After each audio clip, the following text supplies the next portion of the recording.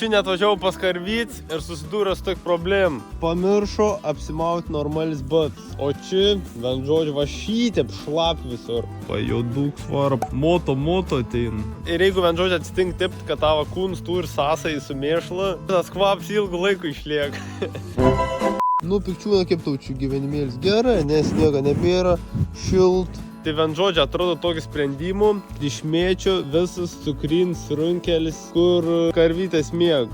Va ten van čiaudų, harinis va atsipaldavis, gulio toksai. Tai jom turbūt labai neįprasts buvo šis dalyks, nes realiai čia buvo pietus į lovą, o ne į lėkštę, kaip būtų įprasta. Ką ant toškiukas, ką?